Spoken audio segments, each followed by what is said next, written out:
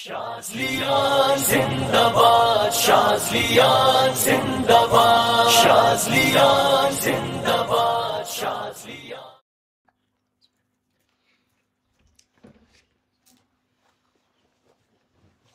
الحمدللہ وحدہ والصلاة والسلام علی من لا نبی بعدہ.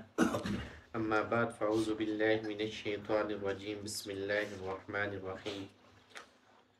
قل ان کنتم تحبون اللہ فاتبعونی یحببکم اللہ. صدق اللہ العظیم. چمکتا رہے تیرے روزے کا منظر، سلامت رہے تیرے روزے کی جالی. ہمیں بھی عطا ہو وہ شوق ابو ذر، ہمیں بھی عطا ہو وہ جذبہ بلالی. اللہ رب العزت کا فضل کرم و احسان ہے، اس ذات بارک تعالیٰ کی توفیق کے ساتھ اس کے مبارک نام کی برکت کی وجہ سے ایک جگہ جمع ہوتے ہیں. مقصود ہمارا تزکیہ نفس کرنا ہے اور مقصود ہمارا آخرت کو سامنے رکھتے ہوئے دنیا کی زندگی گزارنا ہے. سلسلہ نقشبندیہ شاذلیہ کا خاصہ آپ سبھی حضرات جانتے ہیں. ایک طرف علاج اور معالجہ بھی ہے، حکمت کے راستے سے انسان کو گزارتا ہے، اور دور حاضر میں اس چیز کی سب سے زیادہ ضرورت پیش آ رہی ہے. طرح طرح کے لوگ ہمارے پاس آتے ہیں، چاہے وہ جنات کی وجہ سے ہوں یا جادو کی وجہ سے ہوں یا دیگر مسائل میں الجھے ہوئے ہوں. تو ہر ایک انسان جب کسی بھی جگہ پھنسا ہوا ہو تو فطرتی طور پہ اس کے اندر یہ چیز شامل ہوتی ہے کہ اپنے لیے کسی نہ کسی راستے کو وہ ضرور تلاش کرتا ہے کہ یار مجھے کوئی ایسا راستہ ملے جو آسانی کے ساتھ مجھے منزل تک پہنچا دے، یا مجھے ایسا کوئی انسان ملے جو میری دکھ کا تکلیف کا مداوع کر سکے.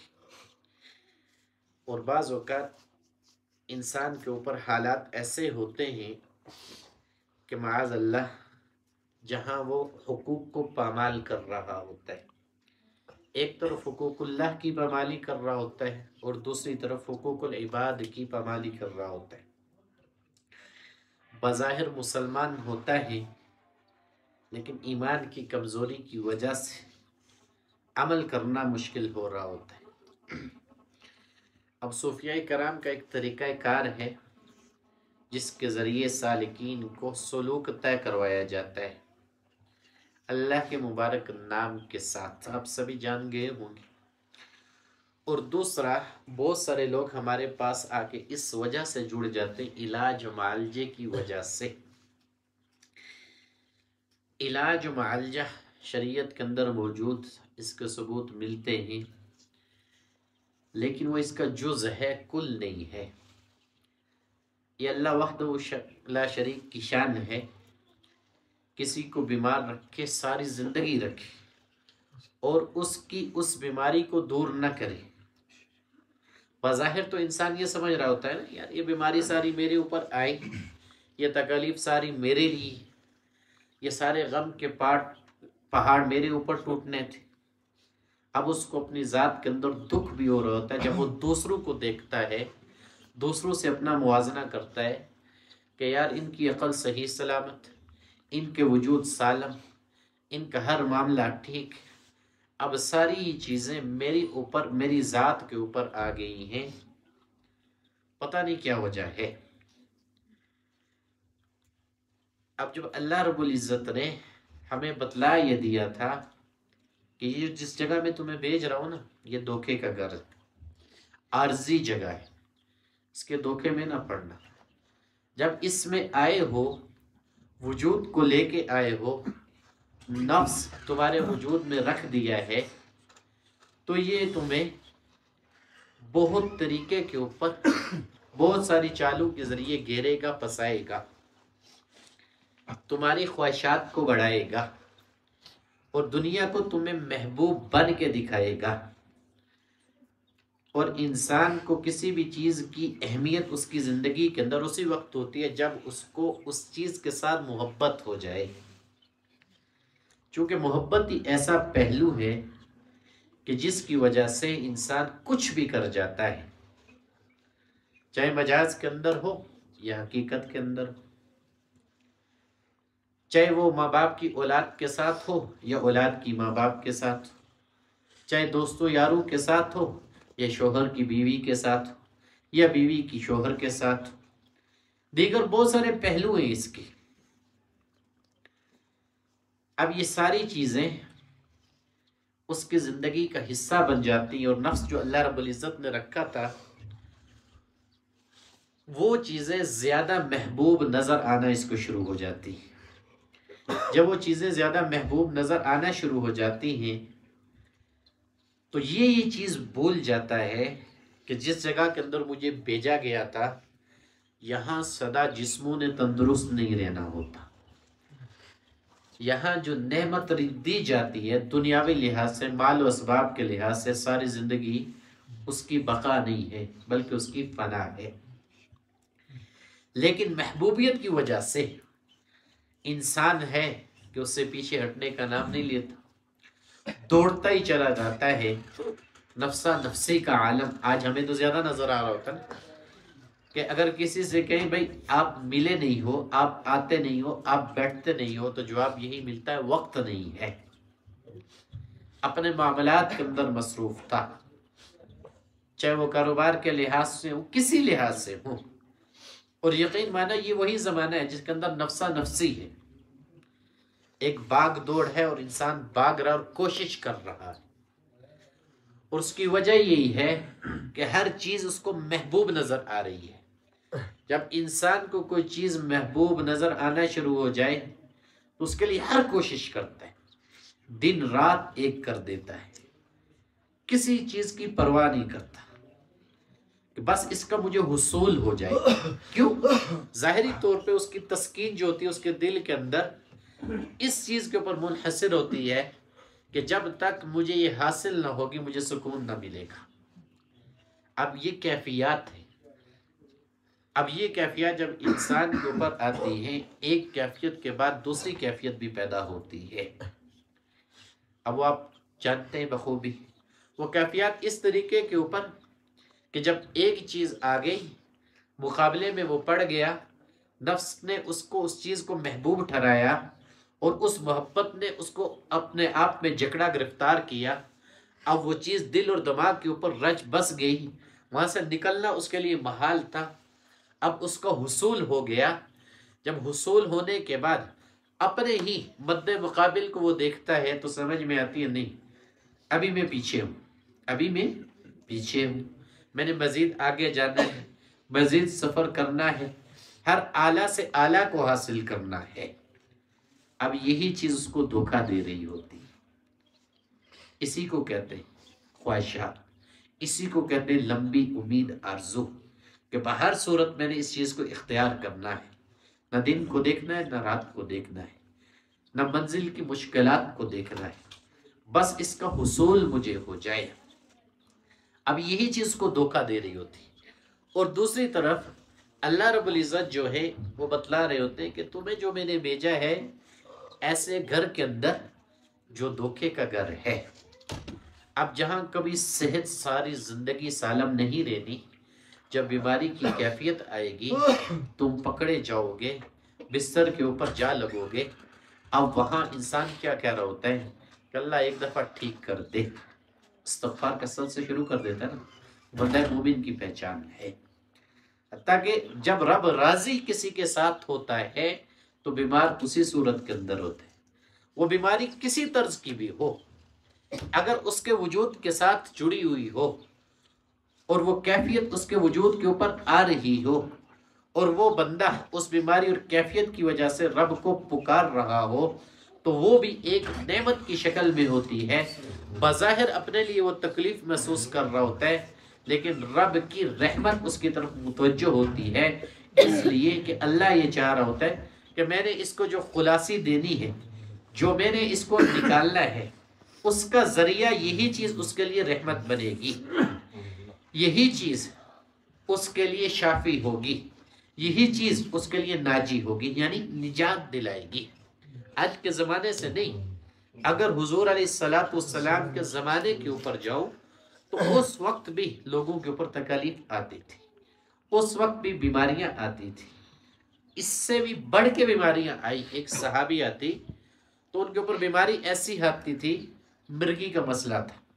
اب آپ کو بتائیں یہ ام الصبیان کا مرض ہوتا ہے، حدیث میں موجود ہے، جنات کی وجہ سے پیدا ہوتے ہیں، تو جس میں انسان اپنے حواس کھو بیٹھتا ہے۔ جب انسان اپنے حواس کھو بیٹھتا ہے اس کو نہیں پتا چلتا کہ یار اس کے وجود کی کیا حالت ہے، اس کے پردہ کیا ہو رہا ہے یا کیا نہیں ہو رہا ہے۔ تو اس بیچاری صحابیہ کے ساتھ یہ معاملہ ہوتا تھا کہ جب اس بیماری کا اٹیک اس کے اوپر ہوتا تو اس کا سطر کھل جایا کرتا تھا۔ اب ہے بھی عورت ذات، حضور علیہ الصلوۃ والسلام کی تربیت کے اندر ہے بھی صحابی، آج کے زمانے کی عورت نہیں، جو لباس یہ ایسا پہنے بخوبی آپ حضرات جانتے ہیں۔ چلو ایک عیب ہو گیا، اس کو بیان کرنے کی ضرورت ہی نہیں ہے، لیکن وہ حضور علیہ الصلوۃ والسلام کی تربیت کے اندر موجود ہے۔ اب بیماری کی وجہ سے یہ حالت وجود کے اوپر آ رہی ہے۔ اب ایمان ایسا تھا کہ برداشت نہ ہوتا تھا، جب ہوش اس کے بحال ہوتے، حواس اس کے بحال ہوتے تو عورتیں اس کو کہتی کہ بہن تیرے ساتھ تو یہ معاملہ پیش آیا، تو جب بھی بیمار ہوتی ہے تیرا سطر کھل جاتا ہے۔ اب یہ بات اس کو بڑی عیاں گزرتی تھی، دل کے اوپر بڑی لگتی تھی کہ شریعت نے ہمیں تو یہ بتا دیا کہ بہر صورت تمہارا سطر چھپانا فرض ہے، اور مرد کے مقابلے میں ہو بھی عورت، اور عورت کا تو پورا وجود آپ کو پتا سطر ہوتا ہے۔ اب رہا نہ گیا، حضور علیہ الصلوۃ والسلام کی بارگاہ میں پہنچی، کہنے لگی یا رسول اللہ صلی اللہ علیہ وسلم عرض کرنا چاہتی۔ آپ علیہ الصلوۃ والسلام نے فرمایا آپ کیا کہنا چاہ رہی ہیں؟ کہا یا رسول اللہ صلی اللہ علیہ وسلم ایک بیماری کے اندر مبتلا ہوں، مجھے اس کے اوپر کوئی شکوہ اور شکایت نہیں ہے، اللہ کی طرف سے یہ میرے ساتھ معاملہ ہے، لیکن میرا دل بڑا تنگ ہوتا ہے، مجھے بڑی تنگی محسوس ہوتی ہے اس وقت جب اس بیماری کی کیفیت میرے وجود کے اوپر آتی ہے، میرے حواس قابو میں نہیں رہتے اور میرا سطر کھل جاتا ہے۔ آپ اللہ سے دعا کریں کہ اللہ مجھے اس بیماری سے خلاصی دے دے، مجھے نجات دے دے۔ صحابہ کو تو یہ پتا تھا نا کہ اگر حضور نے ہاتھ اٹھا لیے تو خالی تو اللہ لوٹائے گا نہیں، تو جو معاملہ پیش آتا تھا جس حساب سے ہوتا تھا حضور علیہ الصلوۃ والسلام کی بارگاہ میں پیش کر دیا کرتے تھے۔ اب حضور علیہ الصلوۃ والسلام کے پاس جب یہ معاملہ آیا، آپ علیہ الصلوۃ والسلام کسی بھی معاملے کو سن کے جب صحابہ سوال کرتے تھے، آپ علماء سے پوچھ رہے ہیں نا، حدیث میں پڑھ لیں، تھوڑی دیر خاموشی اختیار کیا کرتے تھے، تھوڑی دیر وہ خاموشی اختیار کرنے کے بعد بڑی تحمل مزاجی کے ساتھ جواب دیا کرتے تھے۔ آپ علیہ الصلوۃ والسلام نے خاموشی اختیار کی، پھر جواب دیا۔ اب حضور علیہ الصلوۃ والسلام نے فرمایا میں اللہ کے سامنے تیرے لیے دعا ضرور کروں گا، کیا تو اس چیز کے اوپر خوش نہیں ہے اگر اسی بیماری کی وجہ سے اللہ تجھے جنت میں داخل کر دے؟ اب وہ صحابہ یاد رکھنا ہمیشہ انتظار میں رہتے تھے کہ حضور علیہ الصلوۃ والسلام کی زبان مبارک سے کوئی ایک جملہ ایسا نکلے۔ ایمان تو بنا ہوا تھا نا، ایمان تو بڑا ہوا تھا، بہت ساری اس کی مثالیں ملتی ہیں۔ ایک صحابی کی حدیث مبارکہ ہے، کہنے لگے یا رسول اللہ صلی اللہ علیہ وسلم ایک شخص آیا آپ سے سوال کرنا چاہتا ہے، نماز کا وقت ہو رہا تھا، حضور نے پوچھا کیا سوال کرنا چاہتا ہے؟ کہا یہ سوال کرنا چاہتا ہے کہ قیامت کب آئے گی۔ بدو تھا، زیادہ علم نہیں تھا اس کے پاس۔ حضور علیہ الصلوۃ والسلام نے جواب نہ دیا، نماز پڑھانا شروع کر دی۔ اب یاد تو تھا کہ سائل آیا تھا، اس نے سوال کیا تھا، اور جواب تو حضور ضرور دیا کرتے تھے۔ بعد میں بلایا کون سا شخص، اس کو بلاؤ۔ تو وہ شخص آیا، حضور علیہ الصلوۃ والسلام نے پوچھا بھائی تیرا سوال کیا ہے؟ کہا یا رسول اللہ صلی اللہ علیہ وسلم قیامت کب آئے گی؟ کہا کیا تو نے قیامت کے لیے تیاری کی ہے؟ کہا یا رسول اللہ علیہ وسلم میں نے بہت زیادہ نمازیں نہیں پڑھی، بہت زیادہ روزے نہیں رکھے، بہت زیادہ نیکیاں نہیں کی، تو پھر کیا ہے تیرے پاس جو تو قیامت کے متعلق سوال کر رہا ہے؟ تو کہا یا رسول اللہ صلی اللہ علیہ وسلم آپ کو اور ان کو گواہ بنا کے کہتا ہوں میرے پاس ایک چیز ہے۔ حضور نے پوچھا وہ کیا چیز ہے؟ کہا یا رسول اللہ صلی اللہ علیہ وسلم میں اللہ سے اور آپ سے محبت کرتا ہوں، میں اللہ سے اور آپ سے محبت کرتا ہوں، تو حضور علیہ الصلوۃ والسلام نے وہاں پر جملہ ارشاد فرمایا المرء مع من احب، جو جس سے محبت کرے گا وہ اس کے ساتھ ہوگا۔ اب یہ معاملہ قیامت کا انہوں نے آ کے پیش کیا، میں جو آپ سے کہہ رہا تھا ہر معاملہ پیش کیا کرتے۔ اب وہاں صحابیہ جو آئی تھی بیماری کی وجہ سے آئی تھی، اپنا معاملہ حضور علیہ الصلوۃ والسلام کے دربار میں پیش کیا، یا رسول اللہ صلی اللہ علیہ وسلم میرے اوپر یہ حالت یہ کیفیت آتی ہے۔ اب ادھر صحابی جہنم کا قیامت کا سوال لے کے آئے ہیں، اور اس قیامت کے سوال کے اوپر حضور جواب دے رہے ہیں کہ ٹھیک ہے، اگر تیری محبت اللہ اور رسول کے ساتھ ہے، قیامت قائم بھی ہو جائے تو انہی کے ساتھ جمع ہوگا۔ اب یہاں عمل کی باری آئی، چھوڑ دو ان چیزوں۔ اب یہاں وجود کے اوپر بیماری کا معاملہ آیا تو صحابیہ کہنے لگی یا رسول اللہ صلی اللہ علیہ وسلم میں اس چیز کے اوپر راضی ہوں کہ اللہ اس بیماری کی برکت سے مجھے جنت دے دے۔ تو کہا اللہ تجھے ضرور اس کے بدلے جنت دے دے گا۔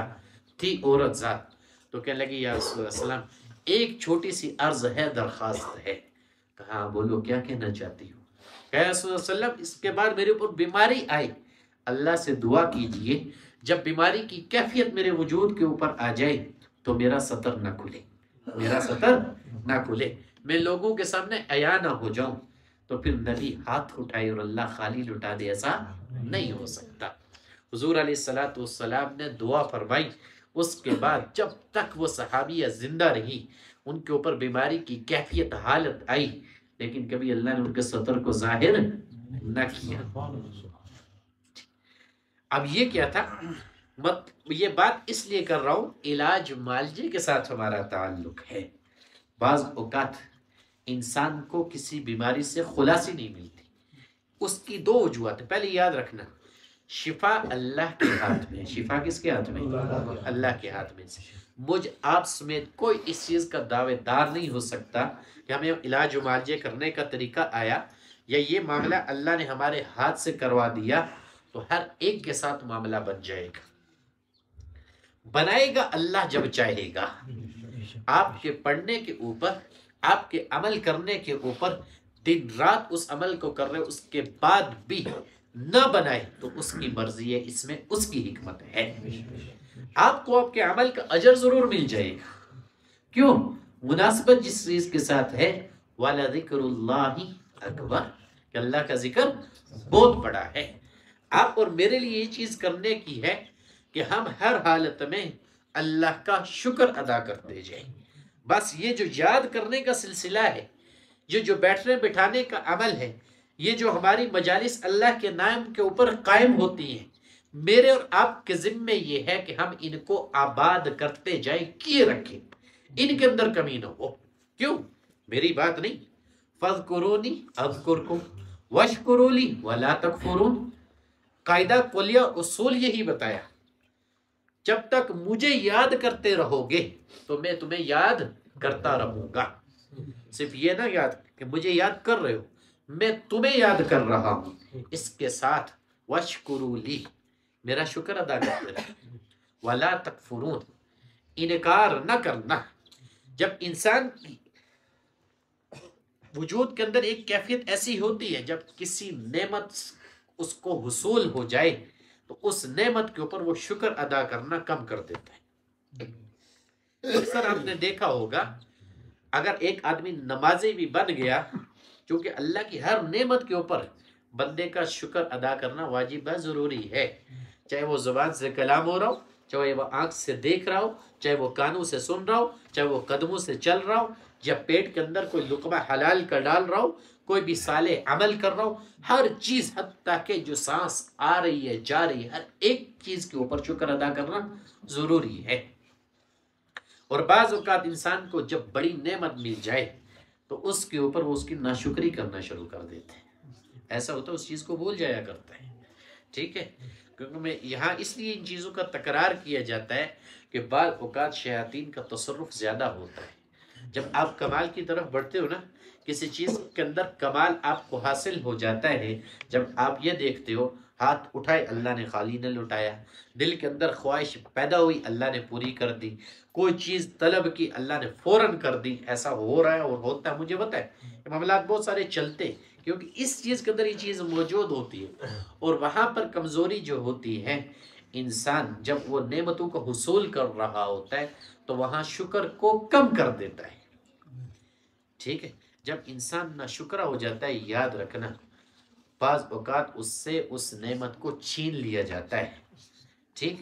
بہت ساروں کو میں نے دیکھا، ایسوں کو دیکھا جن کو اللہ نے بہت زیادہ نوازا، دور کی بات نہیں دوں گا، اسی سلسلے کی مثال دیتا ہوں کہ اس کے اندر آ کے انہوں نے اتنا عروج کو پایا، اللہ نے بہت سارا کام لیا، بہت سارے معاملات ان کی وجہ سے بنے، لیکن جب ہر معاملہ بنتا گیا اور ایک وہ وقت بھی آیا کہ ان کی زبانوں سے میں نے الفاظوں کو سنا کہ اس سلسلے نے ہمیں دیا کیا، ناشکری ہو گئی نا۔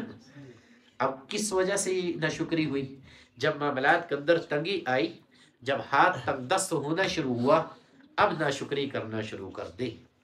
میں اکثر آپ ساتھیوں کو کہتا ہوں، یہ جو ہمارا جمع ہونا ہوتا ہے یہ ہماری اپنی وجہ سے نہیں ہے، یہ اللہ کی قسم اللہ چاہتا ہے تو ہو رہا ہوتا ہے۔ ہر زبان کے اوپر ذکر یوں نہیں چلتا، اللہ چاہتا ہے تو کروا رہا ہوتا ہے، یہ اللہ کی شان ہوتی ہے۔ زمانے کے اندر وہ کام لیتا رہے گا، ہر زمانے کے اندر ایسے لوگ رہیں گے جن کو وہ اپنے راستے کے اوپر چلاتا رہے گا، ان کی زبانوں کے اوپر اپنے نام کا تکرار لاتا رہے گا، یہ تو خوش نصیبی ہوتی ہے، ٹھیک ہے۔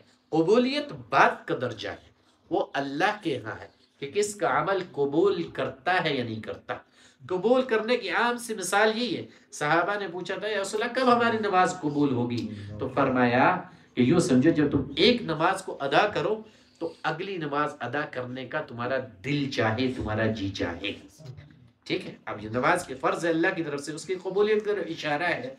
آپ بھی جب ذکر کر رہے ہو، بارہا آپ کی زبان اس نام کو کرنا چاہ رہی ہو، یوں سمجھو اللہ آپ کی زبان کو قبول کر رہا ہے۔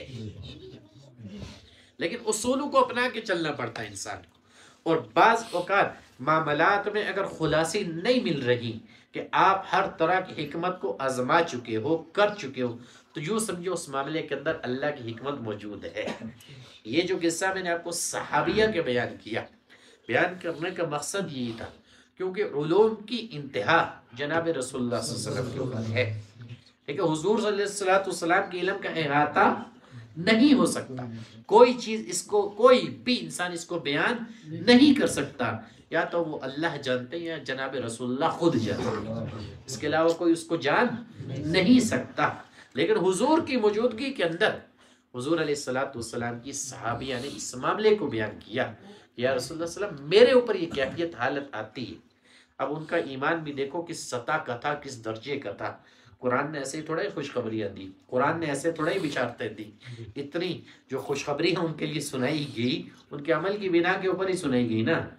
میرے اور آپ کا تو کوئی عمل ہے ہی نہیں، یقین مانو جب حقیقی طور کے اوپر انسان اپنی ذات کا موازنہ کرتا ہے، اپنے آپ کو دیکھتا ہے، تو اپنے ہی عیوب جب اس کے سامنے آ جاتے ہیں انہی کے اوپر وہ شرمندہ اور شرمسار ہو جاتا ہے، کہتا ہے یار میں کہاں اور میرا عمل کہاں۔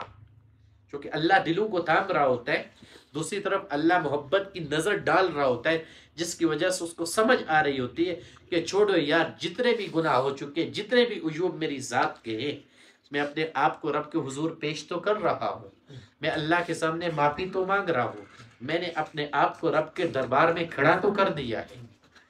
ہو سکتا ہے ایمان اس چیز کا تقاضا کر رہا ہو کہ میرے معافی مانگنے کے اوپر، مجھے اللہ کے حضور اپنی ذات کو پیش کرنے کے اوپر، کل اللہ تعالیٰ اسی چیز کو میری بخشش کا ذریعہ بنا دے اور میرے لیے خلاصی ہو جائے۔ تو ہر ایک اس چیز کے اندر یاد رکھنا اصول وہی ہے، المرء مع من احبہ، جو جس سے محبت کرے گا وہ اسی کے ساتھ ہوگا۔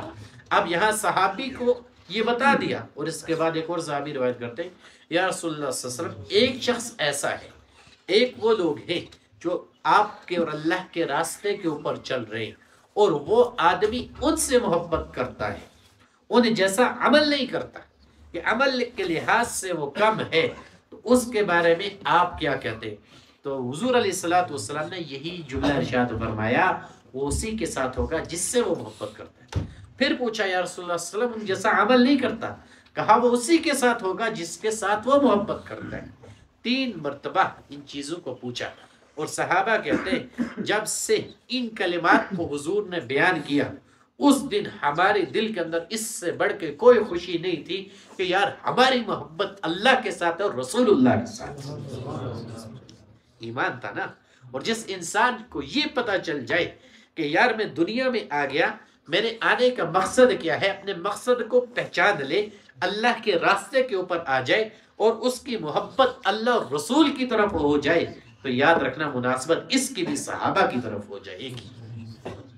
جیسے ان کا ایمان بنا تھا کہ ان کے ایمان کا معیار اتنا بلند ہوا اور اس ایمان نے یہ گواہی دلوائی کہ یار ہماری محبت اللہ اور رسول کے ساتھ ہے، تو اللہ نے حضور کی زبان مبارک سے فرمان جاری کروا دیا، اگر میرے ساتھ ہے تو تم جہاں بھی ہوگے، اس جہاں بھی میرے ساتھ، اس جہاں بھی میرے ساتھ، ہر ایک کے لیے۔ پھر اللہ نے کیا کہا، قل ان کنتم تحبون اللہ فاتبعونی یحببکم اللہ۔ پیغمبر ان کو کہہ دیجئے اگر یہ مجھے محبوب بنانا چاہتے ہیں، وہی اصول بتایا، آپ کی اتباع کرنا شروع کر دیں، آپ کی اتباع کے اندر آئیں گے، آپ سے محبت کریں گے تو میں ان سے محبت کرنا شروع ہو جاؤں۔ آسان اصول ہے۔ اب ہر انسان اپنے محبت کو، پیمانے کو بخوبی جانچ سکتا ہے، دیکھ سکتا ہے کہ اللہ اس کے حبیب کے ساتھ اس کی کتنی محبت ہے۔ جب آدمی کسی کو محبوب بنا لیتا ہے، پھر محبوب کو اپنے ناراض نہیں کرتا، حتی الامکان اس کی کوشش ہوتی ہے کہ محبوب کی ہر چیز کے اوپر عمل کیا جائے، جو یہ کہتا ہے میں کرتا جاؤں، جو یہ سناتا ہے میں سنتا جاؤں، جس طرف مجھے چلاتا ہے میں چلتا جاؤں۔ یہ محبت کا خاصہ ہوتا ہے، اور یہ اسی وقت دل کے اندر چیز قرار پکڑتی ہے جب دل کے اندر انسان کا ایمان بن رہا ہو اور ایمان بڑھ رہا ہو، تبھی اس وقت اس چیز کو سمجھ سکتا ہے۔ پھر خشیت الہی کا غلبہ بھی اس کے اوپر ہوتا ہے، اللہ کے حکموں سے بغاوت بھی نہیں کرتا، اپنے آپ کو بری مجالس کی طرف بھی نہیں لے کے جاتا، اپنے نفس کی خواہشات کو بھی سمجھ جاتا ہے، اپنے وجود کے اوپر آسانی سے وہ کنٹرول بھی کر لیتا ہے۔ اور یہاں تو زیادہ کرتا ہے نا، وہ اس لیے کہ جس چیز کے ساتھ میری آپ کی مناسبت ہوئی ہے اس کے اندر وہ خاصہ موجود ہے، اس کے اندر وہ تاثیر اور وہ طاقت موجود ہے جو انسان کو گمراہ نہیں ہونے دیتی، جو انسان کو حدود کراس نہیں کرنے دیتی، جو انسان کو برائیوں سے باہر نکال کے لاتی ہے۔ واحد اللہ وحدہ لا شریک کا ذکر اس کے اندر موجود ہے، اور اس کی یہ تاثیر ہے، جو انسان کرے گا، جس عمر میں کرے گا، کرتا جائے گا، چلتا جائے گا، بنتا جائے گا، اللہ دل کو سنوارتا جائے گا، اللہ وجود کی حفاظت کرتا جائے گا، اللہ صرف وجود ہی کی نہ ہر عمل کی اس کی محافظ اور نگہبان بن جائے گا۔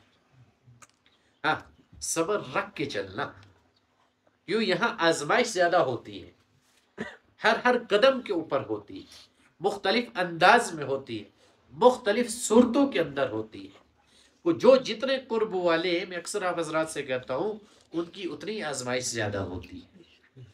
سب سے زیادہ قرب انبیاء نے پایا، آدم علیہ السلام سے دیکھ لو جناب رسول اللہ صلی اللہ علیہ وسلم تک، کہ کوئی بھی اللہ کا محبوب ایسا نہیں تھا کہ جس کو اللہ نے آزمایا نہ ہو، پھر اللہ نے بتایا بھی نہ ہو، پہلے بتایا بھی تھا اس معاملے کے اندر بچنا ہے، اس معاملے کو کرنا ہے، اس معاملے کو نہیں کرنا، لیکن اللہ کی طرف سے جب آزمائش آ گئی، ایک امتحان تھا، چونکہ یہ دنیا کے اندر ایک کائنات کا نظام جو آباد ہونا تھا، آگے بہت ساری نسلوں نے آنا تھا،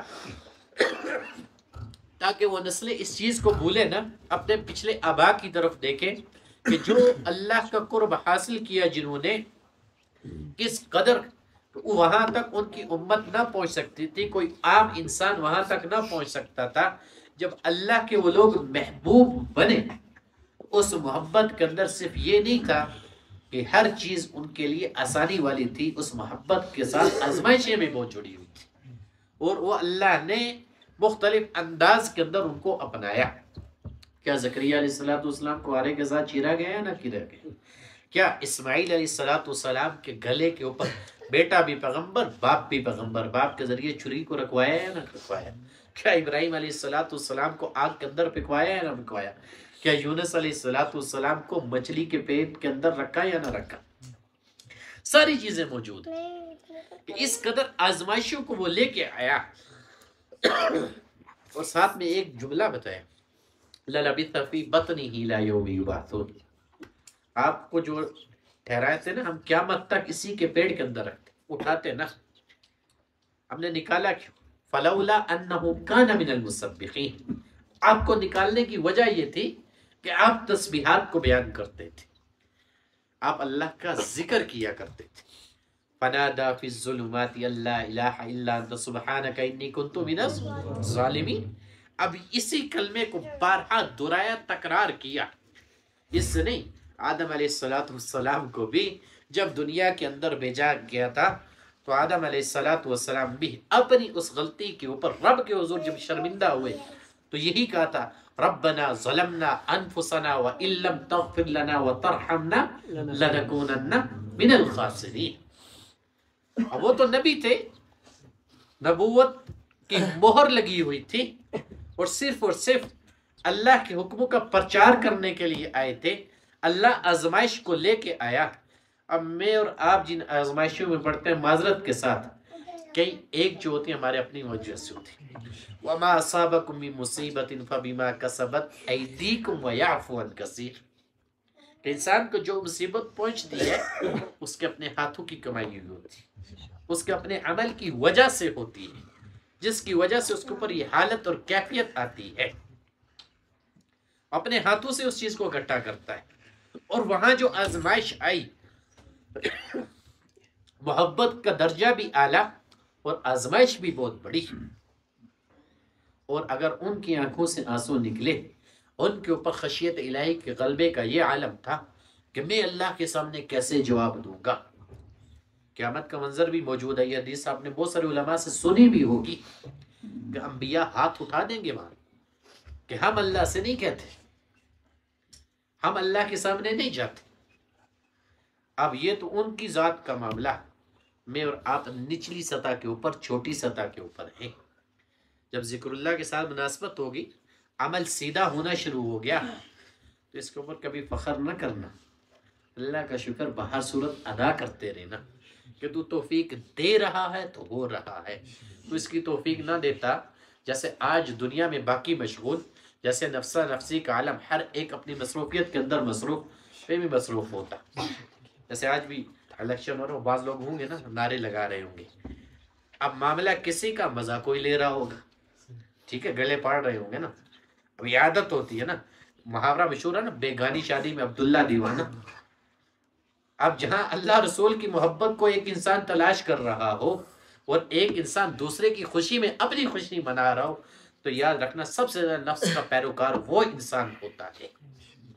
اب معاملہ وہاں کوئی اللہ رسول کے لیے نہیں, دنیا داری معاملہ. مخالفت نہیں کرتا ہوں, لیکن ایک بات کر رہا ہوں, بات کی حد تک. اس سے کچھ حصول نہیں ہوتا انسان کو دوسرے کے پیچھے لگ کے. کیوں بھائی, تو اللہ رسول کے راستے کی طرف دعوت دے رہا ہے تو انہیں نعرے میں ماروں, تو مجھے اس راستے کے اوپر چلا رہے کہ کل قیامت والے دن تو میرے ساتھ کھڑا ہوگا. لیکن ہاں الحمدللہ یہ جو مجالس ہوتی ہیں, یاد رکھنا یہ وہاں گواہ ضرور بنے گی کہ اللہ تیرے نام کے اوپر منعقد کی جاتی تھی, تیرے حبیب کی محبت میں منعقد کی جاتی تھی. اس کا گواہ میں نہیں, فقط وہ جو فرشتے جن کو بھیجتا ہے کہ ایسی مجالس کو گھیرو, وہ وہاں گواہی دیں گے کہ اللہ کہ اس نفسہ نفسی کے دور کے اندر جہاں دنیا کی محبت ہر نفوس کے اوپر غالب تھی, اس محبت سے یہ اپنے نفسوں کو نکال کے ایک جگہ جمع ہوتے تھے تیری رضا کے لیے, تیرے نام کا تکرار کیا کرتے تھے. یہ چیز ضرور آپ کی گواہ بن جائے گی. اور جب شیطان انسان کا عمل ضائع کروانے کے اوپر آتا ہے, مختلف انداز مختلف طریقہ اختیار کرتا ہے اور انسان کو پتہ ہی نہیں چلتا. میں نے آپ کو شروع سے کہا تھا, ہر انسان عزت کا طلبگار ہوتا ہے نا. ہر ایک یہ سمجھتا ہے کہ یار میں جو بول رہا ہوں اسی بولنے میں خیر ہے, میں جو سمجھا رہا ہوں مجھ سے بڑھ کے کوئی سمجھا نہیں سکتا. جبکہ ایسا نہیں ہے عزیزو. دنیا والوں کے نفوس کے اوپر انہی کا غلبہ زیادہ ہوتا ہے. جو جیسے ماحول میں رہتا ہے ایسا ہی اس کے اوپر اثر موجود ہوتا ہے. اس لیے اتنی جلدی وہ اس اثر کو نہیں پکڑتی. میں نے اپنی زندگی کے اندر مشاہدہ کیا ہے, بہت سارے ایسے لوگ جو حالت مرض کی وجہ سے یا ایسے صورت میں ہمارے پاس آئے تو ہمارے مجلس میں بیٹھ بھی نہ سکے. میری وجہ سے نہیں, اس ذکر اللہ کی تاثیر اور برکت ہی ایسی تھی کہ اس کو وہ برداشت نہ کر سکے. کیوں؟ جو دل کے اوپر نحوست تھی نا، یہ تھوڑا ہی اتنی جلدی اس کو جذب کر لے گا کہ اندر بیٹھ جائے گا. ہر دل اس کے لیے نہیں ہوتا. انسان تو بہت سارے، لیکن اللہ نے ہر دل کا انتخاب نہیں کیا. دنیا کا کثیر سلسلہ اللہ نے بھیج دیا، لیکن انبیاء کی تعداد مخصوص کر دی، صحابہ کی تعداد مخصوص کر دی، اولیاء کی تعداد مخصوص کر دی، اور جو اس کے محبین ہیں ان کی تعداد بھی مخصوص کر دی. یاد رکھنا. اور اس راستے کے اوپر آپ چل رہے ہو. عشق کا راستہ ہے، محبت کا راستہ ہے. دنیا کے ساتھ، اللہ اور رسول کے ساتھ. میری بات نہیں، اللہ کے نبی صلی اللہ علیہ وسلم نے فرمایا. حدیث قرآن کی آیت تو آ گئی، قل ان کنتم تحبون اللہ فاتبعونی یحببکم اللہ. اللہ نے رسول بتا دیا. حضور علیہ السلام کا فرمان بھی یہ ہے، لا یؤمن احدکم حتی اکون احب الیہ ان والدہ وولدہ والناس اجمعین، کہ کوئی شخص اس وقت تک مومن نہیں ہو سکتا جب تک میں اس کو اس کے باپ سے، اس کی اولاد سے اور دیگر لوگوں سے زیادہ محبوب نہ ہو جاؤ. اب یہ محبت وہ سیکھے گا کب؟ جب اپنی ذات کو اتباع والے راستے کے اوپر چلائے گا، جب اپنی ذات کو اللہ رسول کے طریقہ کار کے اوپر لے کے آئے گا، تب جا کے یہ محبت کی کیفیت اس کے دل کے اندر پیدا ہوگی کہ نہیں یار، میرے لیے اگر کسی چیز کی اہمیت ہے وہ اللہ رسول کے حکم کی ہے، باقی کسی چیز کی اہمیت نہیں ہے. جہاں باقیوں نے اپنے نفسوں کو مشغول رکھا ہوا ہے، میں اپنے نفس کو کیوں مشغول رکھوں؟ میں نے تو اپنی ذات کو اللہ رسول کی طرف لوٹایا ہے. اور جب تک انسان دیوانہ بن کے نہیں لوٹاتا، یاد رکھنا کامیاب نہیں ہوتا. تو دیوانگی صحابہ کے اندر تھی، جن کو اتنے ایمان کے تمغے ملے، جن کے ایمان کو قرآن نے بیان کیا، جن کو اللہ نے رضات کے لیے اعلان کیا. ایسے نہیں کیا، ہر طرح کی قربانی دی انہوں نے، ہر طرح کی قربانی انہوں نے پیش کی. مال کی آئی، اولاد کی آئی، پتہ تھا اللہ کے لیے، اللہ کے رسول کے لیے ہے. دنیا کی حقیقت ہمارے اوپر عیاں ہو چکی، ہم اس چیز کو سمجھ چکے، یہ تو عارضی ہے، یہ تو ختم ہونے والی ہے. ہمارے وجودوں نے کبھی سالم نہیں رہنا، ہماری صحت سدا بحال نہیں رہیں گی، بیماریوں نے آنا ہے، تنگیاں تکلیفیں ہوں گی ہمارے اوپر. لیکن فقط ایک چیز باقی رہے گی، جو اللہ رسول کے ساتھ محبت ہے، حضور کی اقتداء کے ساتھ. تو صرف انہی کے لیے نہیں تھا، ہر زمانے کے اندر اللہ نے یہ قانون بنا دیا قیامت تک آنے والے انسانوں کے لیے کہ جو اس طرز کے اوپر، اس طریقے کے اوپر عمل کرے گا، کامیابی کی گارنٹی اور ضمانت اسی کے لیے ہے. ان کی محبت کا جو معیار تھا اس تک ہم پہنچ نہیں سکتے، لیکن نقل ضرور کر سکتے. ہم یہ کہہ سکتے کہ یار ہماری محبت ان کے ساتھ ہے، اسی چیز کو سامنے رکھتے ہوئے جس کے اوپر صحابہ خوش ہوئے تھے کہ جب رسول اللہ نے یہ کہا تھا وہ اسی کے ساتھ ہوگا جس سے وہ محبت کرتا ہے.